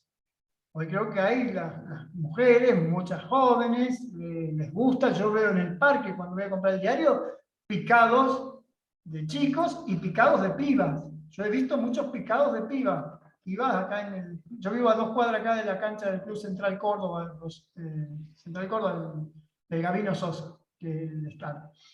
Enfrente hay un parque enorme, que era una vieja playa ferroviaria, y juegan centenas de personas jugando al fútbol, y se ve ya picados de piba. Yo veo picados de chicas jovencitas, muy chiquitas, cuando yo no sé si dentro de unos 20 años no hay una pasión enorme atrás de esto, si esto no es casi tanto igual o más que el fútbol de hombres, etc. El fútbol de mujeres, por ejemplo, el Mundial de Mujeres el año pasado congregó en La Toma. Nosotros en La Toma los damos públicamente en una pantalla grande, y el de mujeres se llenaba. No me acuerdo si llegó a una instancia muy alta de Argentina. No, me parece que no pasó de ronda. Bueno, De sí, la primera fase. hubo un partido que se llenó, que creo que era el más definitorio, que se llenó de gente. Fue en el 2019 fue. Sí, en el 2019, antes de la pandemia. Bueno, ahí ganan siempre los Estados Unidos los mundiales. En No, porque mujeres. juegan más las chicas. Históricamente el fútbol lo juegan más las chicas que los chicos en Estados Unidos. Ajá. Los Sí, pero varones se lo ve hacen que jugar al fútbol americano, esas cosas. no tuvieron la misma pasión que nosotros, digamos. Bueno, En tampoco cuanto hubo al fútbol. ferrocarriles ingleses. Claro, tampoco hubo inglés. Pequeño detalle, no hubo ferrocarriles. Hubo ferrocarriles. Claro, no, los hicieron ellos, sí. Lo hicieron ellos. Esa fue la pequeña diferencia que cambió bastante las cosas. Digo cómo tiene que ver una... Sí, es verdad. Algo que ver tiene. Sí. Bueno, compañeros, está muy interesante, pero yo no quiero hacerla mucho más larga. No. Vamos a preguntar. Yo no tengo apuro, cosas. digamos, si Lo que los quieran, compañeros quieren seguir, seguimos, ¿no? No, yo quería que opinemos un poco todos en esto. Yo veo un poco contradictoria y fuera de foco un poco la imagen y la función que hoy tiene un gremio como el futbolistas agremiados. O sea, es un gremio prácticamente desaparecido, no pelea paritarias, deja que se metan los representantes de fútbol, transan con los dirigentes de todos los clubes. Yo no me acuerdo que haya habido una huelga de jugadores. Incluso, a ver, si hay un jugador que tiene un problema, los compañeros del mismo equipo tendrían que estar haciendo paro. No, nunca ha habido un paro de jugadores de fútbol para defender a un compañero que tiene un problema con un contrato y el sindicato no hace nada. O sea, no lo veo que fuera un sindicato y eso me parece raro porque hemos definido que en el fútbol, digamos, esto salió un poco de la reunión de justamente los compañeros de trabajo y de las organizaciones sindicales, ¿no? Debería ser un sindicato fuerte, pero se ve que el fútbol se desvirtuó tanto hacia lo comercial que, bueno, ya no tiene más cabida un sindicato ahí, en la función que todos conocemos, ¿no? Y falta el Diego también, ¿no? Que era la que defendíamos. Una huelga de futbolistas del año 1948, que incluso, si usted sabe, le costó la carrera a una gran figura futbolística argentina que debió irse del país. Y hasta perdió la ciudadanía argentina por esa huelga. Estoy hablando de Alfredo Di Stéfano. Ajá. A Colombia. ¿Cómo? Cuando se fueron todos a Colombia. Cuando fueron, porque el problema ¿cuál fue? Ellos pelearon. Lo ganó Independiente con la reserva de ese campeonato. Claro, ellos pelearon. Juega Benito Veiga. Peleaban un convenio, lo que usted dijo, un convenio, es decir, todos los trabajadores en 1947, 48, habían logrado una conquista, que era el convenio colectivo. Es decir, sueldo mínimo básico para todo, y condiciones, etc. Entonces largan ese reclamo, más otros, había muchos reclamos, pero este fue una de las... En realidad la explosión fue por otra cosa, fue una cosa, creo que eran unas sanciones, por no permitir una venta, o por no querer aceptar una venta, o no permitir una venta de un jugador. La cuestión es que en ese marco de esas discusiones sale una huelga enorme y consistió en no jugar los últimos partidos del torneo. Y perdió, creo que el equipo que estaba primero cae y gana Independiente, creo que Claro, lo gana, gané. con las Con la reserva, reservas, bueno. con los amateurs. Y bueno, se logra cerrar el conflicto, pero le costó la carrera a los cabecillas. Uno de los cabecillas fue Alfredo Di Stéfano. El problema fue que los clubes grandes y los clubes chicos no podían tener la misma... O sea, al haber esa diferenciación entre lo que generaba de ingreso un partido Boca River, y lo que en ese momento era la generación de ingresos por las entradas vendidas. Entonces no era lo mismo un Boca River que un Central Córdoba, Arsenal, qué sé yo. No sé qué equipo estaría en ese momento. Entonces eso influyó notoriamente y nunca lograron eso. Por eso el gremio quedó medio como una... Sí, pero disculpa, Carlos, después, creo que en el 71 hubo otro conflicto, que el caudillo del conflicto fue José Omar Pastoriza. También Se ganó el conflicto, pero Pastoriza se tuvo que ir del país. Tuvo que ir del país también. Pues Independiente lo vendió en el 72. Pero se tuvo que ir, y más, después no lo convocaron a la selección nunca más. Y era un tipo que era un caudillo, un capitán, a donde iba era capitán. Y no lo convocaron más, creo que se la cobraron ahí también. Hubo 3 grandes huelgas de futbolistas. Creo que recuerdo. Yo detecté 3 grandes así. Y pero no esta del 70 sí la tenés. ¿Cómo? La del 70 la tenés, 71. La del 71 incluso me la recuerdo siendo pibe, creo recordarla, porque Pastoriza ¿no era Rosario Pastoriza? Claro, claro, nació en Central, sí. Era de Rosario. Pero en ese momento estaba en Independiente.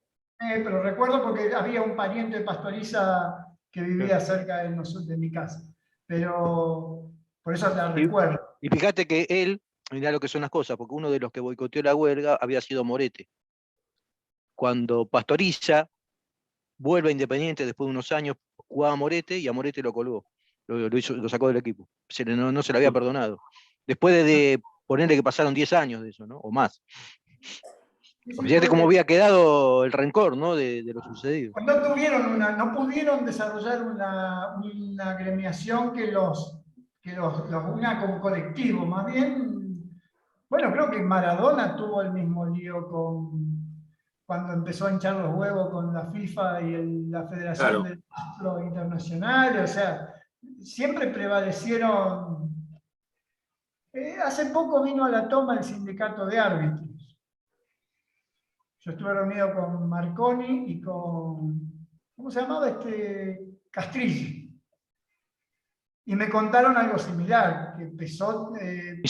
Comisario Castrilli. Ese. Nos contaron que justamente con Macri, un árbitro, que no me acuerdo cómo se llama, Pesota. El de Córdoba. El de Córdoba. Un árbitro. La Coneja Baldassi. La Coneja, claro. Que es del PRO, sí. Sí. Ellos tenían acordado por convenio, desde muchos años atrás, unas categorizaciones, árbitro de primera, de segunda, o sea, fijados por el sindicato. Y una bolsa para sorteo de los partidos de cada fecha. Es decir, el sindicato con la AFA definían el sorteo y las tarifas de los partidos. Y un partido así, un partido así. Estos árbitros se desafilian todos del sindicato y arreglan con los clubes y con la AFA de Tapia no pasar por la bolsa, por el sorteo, ni la tarifa fijada por el acuerdo. ¿Se entiende? Y que eso estaba destruyendo el sindicato de árbitros ahora. O sea, de árbitros, y además ellos acusaban que favorecía el fraude. Ellos, personalmente, yo no desconozco, Pero yo digo la conversación que tuve con ellos cuando hicieron un acto en La Toma para armar el sindicato de árbitros en Rosario estaba Macri todavía, y estaban los dos bastante enojados, a pesar de que Castrilla había sido de Macri hacía muchos años. Estaban enojados por cómo les había destruido la organización. Digo, para ver lo difícil que es. Digo, para ver a los árbitros que... Sí, porque ahí se armaron dos sindicatos. Estaba SADRA, que es el sindicato de árbitros, y después está la Asociación Argentina de Árbitros. Ahí fue cuando me parece que hubo una pelea y se fracturó el campo gremial de los árbitros. Y otro tema, a ver, de huelga yo también me acuerdo que, por ejemplo, cuando River sale campeón después de 18 años, sale campeón con un gol de un chico de la tercera, porque estaba justo de huelga, no sé en qué año fue. A un hincha de River se va a acordar. 75 salió. Un gol de un tal Bruno. Sí, 75. No soy independiente, pero se fue ese año. Pues, con la Bruna. Claro, no sé quién era, pero estaba de huelga. El técnico era la Bruna, claro. Pero el tema es ese, ¿no? Que estando de huelga siguen jugando los otros, porque ¿qué pasa? Que uno cuando hace una huelga, el tren no se maneja, pero igualmente cómo movían y ponían a los pibes de la tercera, a los no profesionales, los hacían jugar igual, ¿no? Como ya de ese momento, nosotros somos trabajadores, como vemos que hacemos huelga, igual las cosas pareciera que Pero, Pato, hay siempre un enemigo que quiere que sigan funcionando todo, aunque hagamos huelga nosotros. Hubo una huelga que sí pararon todos, se paró el fútbol por los jugadores de Deportivo Español, en el 97 habrá sido, 96, 97. Ahí sí se paró el fútbol, porque Campañolo creo que era el arquero de Español y otros más que reclamaban la libertad de acción. Y ahí sí se paró. El reclamo ahí era libertad en relación a la posibilidad de venderse.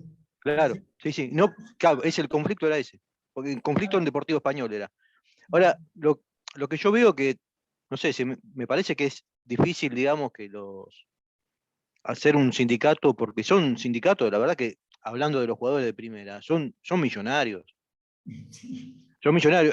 Yo tengo un compañero de trabajo que es el tío de un jugador de Colón. Y un jugador que no es titular. Y cuando me comentó a mí hace unos años, que esta persona, el sobrino tendría 21 años en aquel momento, y ya siendo un jugador no conocido, digamos, y no titular, ya tenía 2 departamentos él con la plata que había ganado en el fútbol. O sea, en muy pocos años de futbolista, así que, o sea, uno cuánto tarda en comprarse 2 departamentos, quizás no se pueda comprar nunca uno, digamos. Entonces, digo, trabajando toda la vida, pero entonces me parece que por ahí es más difícil conseguir la agremiación en un caso así. Porque se manejan otros números, es otro nivel ya de jugadores. Estamos hablando de los de primera, ¿no? Primera o claro, por ahí del Nacional B. Después del resto, bueno, es otra cosa, ¿no? Es cierto que un sindicato tiene una escala salarial que mal, el que más gana claro, el doble que el que gana menos. Acá ponele. En el fútbol ya es individual esto, claro. Entonces, de miles de veces más. Bueno, las modelos, el mismo problema de agremiación tenían las modelos. Ustedes recordarán que hay una famosa modelo que era la que organizó y dirigió un gran sindicato de modelos. No sé si se acuerdan. No me acuerdo quién era. Chunchuna era la dirigente, secretaria general del sindicato de modelos, había armado, y hasta que apareció la modelo que se llama Valeria Massa, chao, se te acabó, ¿qué sindicato? Arregla. O sea, es un problema de muchos oficios más individuales, más ligados a la suerte de la patronal y el mercado. Igualmente, fíjense, también todo esto tiene que ver con el tema de que esa pasión de masas se transforma, además de una fenomenal utilización política posible, una descomunal fuente de negocio. Desde la figurita que comprábamos cuando éramos pibes, que digamos, ¿sabe cuál fue el primer negocio anexo al fútbol que hubo? Aparte de vender cosas en la puerta del estadio. Claro. El gráfico. La revista especializada en fútbol. Hace 100 años apareció, creo que en 1917. Estaba la Goles también. Sí, pero eso fue mucho después. Sí, igual desapareció ya. Las dos, creo que el gráfico no existe más. Pero el gráfico hace poco, creo. Hasta hace poco estaba. Sí, pero el gráfico era el primer gran negocio, fue una revista Ya de ahí hasta la figurita de los pibes, hasta el shampoo con el pelo de Maradona, tener decenas de mercantilizaciones que se han surgido alrededor de esta pasión y de otras, pero en esta es bastante importante. Pues si tenía hasta la lata de cerveza con los escudos de los clubes, digamos. Los O sea, clubes. cualquier cosa, no, el termo. Vamos, acá está, miren, hablando de. ¿Se ve ahí? No, ahí se salió. Alejala, ahí está, ahí sí. Bueno, claro. Ahí tienen todo el merchandising. Todo, sí, sí. Y todos lo consumimos, desde un llavero hasta... mire, Todo. Mire, yo tengo unos medio viejos, pero también tengo el coso de las tarjetas de colectivo. Ah, sí, el del sube, sí, yo también la tengo. Sí, sí, todo, todo. Todo tenemos. Todo, sí, sí, es verdad. Así Sí, que también, porque, a ver, también. Hablando un poco después, ya no de fútbol y obreros, pero más no de historia tanto, porque es cierto, quizás nosotros, tengo a veces como cosas que uno piensa, ¿no?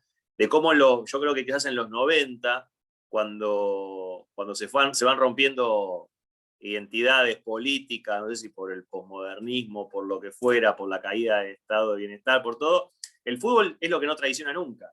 Porque tu equipo nunca te va a abandonar. O sea, el peronismo traicionó a los trabajadores, el socialismo cayó en lo que es. Entonces, el fútbol nunca traicionó a nadie, o en todo caso, la idea del hincha es que el fútbol nunca te traiciona. Entonces, ¿cómo seguro mucha gente se fue identificando cada vez más con el equipo como lugar de pertenencia y lugar donde se queda tranquilo? El fútbol y el rock, o sea, para mí que soy criado en los 90, los redondos, y bueno, fue argentino para un poquito más, pero ¿cómo toda una generación, desde los 90 para acá, el fútbol se hizo mucho más pasional, y no sé si para bien o para mal, para mí un poco para mal, porque estaba mucho más presente. Ahora vamos a ser francos, todos los pibes, vos vas a comprar el pan y hay una persona con una campera de Boca, una chomba de argentino. ¿Cómo se usa? Antes la camiseta era la camiseta, cumplías años te daban la camiseta, pero ahora hay un montón de cosas más, los pantalones deportivos, todo eso que lo lleva mucho encima la gente. Y es como una forma de identificarse. La gente se siente muy cómoda con eso, y no sé cuándo empezamos a ser un poco tan, más allá de que la pasión del fútbol, cuándo estaba tan presente esto de tener el vaso con el color independiente. Quizás de 40 años no, y había hinchas independientes hace 100 años. O sea, también cómo el fútbol se ha ingeniado en Argentina para permanecer 100 años, estos equipos, ¿no? Hay una charla también de Saborido, que hay unos que lo habrán visto, algunos compañeros ahí, que es Saborido, el guionista de Capusotto, que en una entrevista le dice, uno le pregunta por el fútbol, que se habla del conurbano bonaerense, que es de la zona sur, dice, ¿por qué existe Victoriano Arena? Que es un equipo que van 500 personas a la cancha, con suerte, o sea, porque dice, ¿cómo se existe eso si no es con algo atrás que identifique y que dé a casa? Porque dice, un Carrefour, el tipo dice así, un Carrefour existe porque, bueno, la gente va a compra algo para comer y se va, existe, tiene lógica que existe un Carrefour, pero ¿de qué lógica existe un club El Porvenir, un club Central Córdoba, que quizás el día que con cuarentena murió? ¿Cuándo fue el ídolo de Central Córdoba el año pasado? ¿Cómo se llamaba? El Trinche Karlovich. El Trinche Karlovich, que cuando murió él fueron de cuarentena en Rosario 2.000 personas a la cancha a despedirlo y a hacer un festejo. O sea, como esas cosas que tiene el fútbol, que es muy raro por qué pasa lo que pasa con el fútbol y con una parte de la sociedad que es la clase trabajadora, el pueblo trabajador, que lo siente tanto como lugar de pertenencia y no lo suelta, me parece. Bueno, ahí hay sociólogos que han opinado, lo ligan a las nuevas identidades, la sociedad de masas. Es imposible de abordar. Tiene que ver, también ha pasado con bandas de rock, qué sé yo, ahí adoptan esas cosas. ¿Sí? ¿Qué va a ser? Sí, habrá que ver, habrá que estudiar, habrá gente estudiándola. Lo que sí sé hoy es que es una gran fuente de manipulaciones políticas. O sea, qué sé yo, a mí me dijeron, yo le dije a mis compañeros, estoy contento que ganó la selección argentina, aunque yo no sigo el fútbol, les digo la verdad, ¿sabe una cosa? No soy apasionado del fútbol, soy de Central, me gusta que gane la selección, me gusta que gane Central, pero no me voy a andar peleando con nadie por el fútbol. Sin embargo, dije, me gusta que gane Argentina porque el gobierno de Fernández se merece la Copa y no se la merece Bolsonaro. Es lo único. Digo, el aspecto político estaba presente. Estaba represente en esta... fíjense, y el negocio también. El negocio también. También hubo una amague de paro de los jugadores de Brasil que no querían jugar. Que bueno, después, como iban a poner las inferiores, gente de las inferiores, jugaron. Pero el tema de la Eurocopa, se proliferó el virus Delta, la variante Delta salió disparada por la Eurocopa.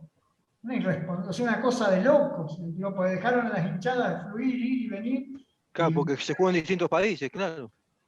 Una locura. O sea, no entra en la cabeza, pero el negocio era que no podían... La Olimpiada de Tokio. Vamos a hablar de otra cosa. Hace un año que están jodiendo con la Olimpiada de Tokio. Imagínate la movilización de decenas de miles de atletas de todo el mundo. Va a ser un simposio de virus. Digo, aunque no vaya público. Pero sin embargo, la lógica de la utilización económica, la utilización, la mercantilización y la utilización política pueden más. Es un problema. Toda cuestión ni es buena ni es mala en sí misma. Puede generar una cosa hermosa y puede generar problemas enormes. Lo único es que estar organizado y alerta para tratar de abordarlo, no dejarse llevar por eso. No ser tan pasional al pensar. Hay que ser pasional en lo pasional y tratar de ser racional sobre lo pasional, creo. Si no, podemos meter la pata. Yo me acuerdo de algo fenomenal que fue en el Mundial 78. Me gané una entrada en Entel para ir a ver Perú-Argentina. Justo. Sí, justo ese partido. Y lo espectacular fue cómo puteamos cuando entró Martínez Dios, Videla, y creo que era Kissinger. Kissinger era en ese momento. Bueno, eso no me lo voy a olvidar nunca más en la vida. Lo que fue eso. Realmente, porque hacían de todos los milicos para que no pasaran esas cosas, ¿no? Pero, ¿cómo lo van a evitar? Tenían que poner un cana a cada uno al lado. Pero fue espectacular, fue lo más terrible, y encima después el partido, ¿no? No me voy a olvidar nunca. Sí, lo que pasa es que también acá, digamos que la dictadura nunca fue popular, digamos.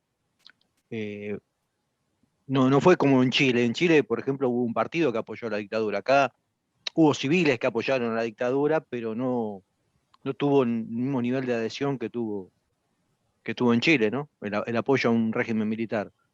En Uruguay hay una historia hermosa sobre el mundialito que nadie recuerda. ¿Mundialito? ¿El del 80? El 80, el mundialito del 80. Ah, no lo conozco la historia de eso. La historia era que estaba organizado para el plebiscito que iba a tener la Constitución. Porque lo ganó Uruguay ese mundialito. Claro, lo ganó Uruguay y para colmo mal ganó era la Constitución que había preparado la dictadura. Entonces hay el referéndum para votar el sí a la dictadura y ganó por el 58% del no.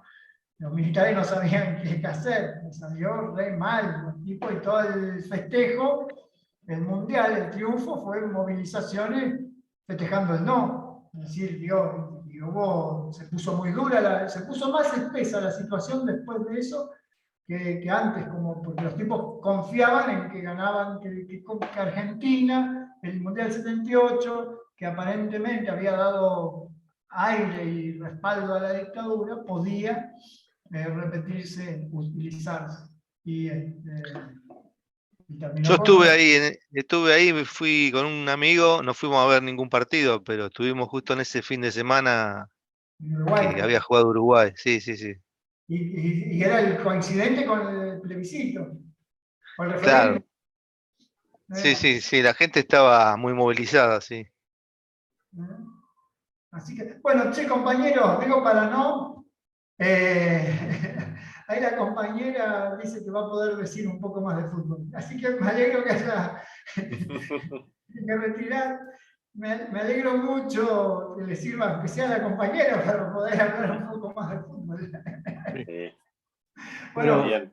Gracias a todos, gracias a todos por la presencia, gracias Carlos, muy claro todo, gracias Chino por tu iniciativa de traerlo a Carlos con nosotros. Y bueno, les agradezco a todos los presentes. Y una pregunta para vos, Carlos. Se hace tarde para el partido Independiente, ¿no? Por eso. No, lo estoy viendo de reojo. Van 33 ¿lo minutos. estás viendo? Sí, estoy acá. Yo partido de la B no miro ya. Bueno. Uy, no, una pregunta. Yoldi, ¿vos sos pariente de los Yoldi, aquellos del 50 y pico? De los Américos Yoldi y otros. Américo Ghioldi, dirigente socialista, y encabezó la fracción gorila del socialismo, la más antiperonista. Era uno de mis ¿No era el que tíos. habló de se acabó la leche de la clemencia? Sí, era un asco. Digo, políticamente yo estoy en contra. Sí hay que reconocer, sí le tengo que reconocer que su gorilismo estaba fundado en que representaba a muchos de aquellos que habían dejado mucho impronta en organizar los sindicatos y no se bancaron que la gente que los seguía a ellos se hiciera peronista. Digamos, Claro.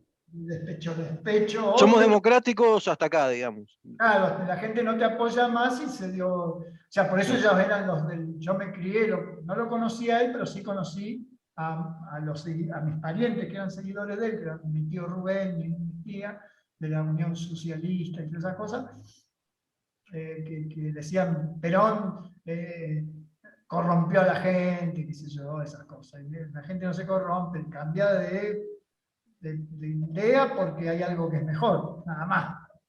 Eso le decía a mi padre. Eso era mi recuerdo de infancia. Y a Rodolfo y Orestes fueron socialistas que se hicieron comunistas siendo muy jóvenes, tanto que Rodolfo a los 19 años viajó a la Unión Soviética en plena guerra civil y pudo reunirse con Lenin. Por eso es el único argentino que se reunió con Vladimir Ilich Lenin en un congreso de la Internacional Comunista y fue el dirigente más importante junto a Vittorio Codovila del Partido Comunista desde 1922-23, que tuvieron una de las primeras grandes decisiones, hasta el 85, que creo que fue la fecha de la muerte en que él encabezó la ida de los brigadistas a Nicaragua, porque él fue también brigadista en Brasil y fue detenido con un golpe revolucionario, etc. Y Orestes, que era el más chico, era mi tío, el que yo conocí, a los dos los conocí a los comunistas, siendo yo muy pibe. Era dirigente mercantil de la Ciudad de Buenos Aires, dirigente de la Liga Deportiva Obrera. Descubrí que la Liga Deportiva Obrera de los comunistas él la dirigía, y era otro miembro del Partido Comunista. También. Era muy bien, 80 y pico. Y después tengo mis tíos de acá que también eran socialistas y sindicalistas. No, tengo Codovila era italiano, creo. Vittorio Codovila, un migrante italiano que se hizo comunista, fue uno de los que encabezó la fundación de los partidos comunistas de Latinoamérica. Fundación, y dicen que es disciplinamiento. El Partido Comunista era una estructura muy disciplinada, muy vertical. Entonces, según me dijo un historiador, él que investigó la Unión Soviética, dice que mi tío abuelo era coronel del KGB, tenía el cargo de coronel del KGB. Él descubrió, yo le dije, no, pues yo me quedaba, vos sos sobrino. Bueno, yo descubrí que tu tío abuelo era coronel del KGB. No, pero qué loco, ¿no? El otro que un pariente tuyo ha sido el único argentino que habló con Lenin, ¿no? Ah, sí, eso sí. Y él, qué loco. Bueno, yo me crié, mi vida particular está muy ligada a una gran. O sea, primera cuestión, yo soy hijo de los años 60, entonces toda persona que tenía en los años 60 como Mafalda era muy politizada porque era una época politizada. Mafalda era politizada, yo tengo la edad de Mafalda. Entonces, los chicos de Mafalda eran todos politizados. Si ustedes leen la historieta van a ver que y era normal eso. Ahora, después la dictadura. Sí. Pero antes de la dictadura era común la discusión política orgánica. Y encima en mi casa, lo primero que aprendí a leer era el Manifiesto Comunista. Entonces, te digo que estaba en un caldo de cultivo para absorber esas cosas. Así que, bueno, compañeros, ha sido un Buen gusto. Bueno, Un gusto, ¿eh? compartir. Gracias por todo. Muchas gracias. Muchas gracias, Carlos. Lamentablemente, recién llega a internet, estuve con bastante limitado, escuchaba bastante mal porque estaba con el celular. Estos de Telecom son el colmo. Claro, pero el Son tremendos, celular son también tremendos. andaba mal, así que hay un boicot de Telecom completo.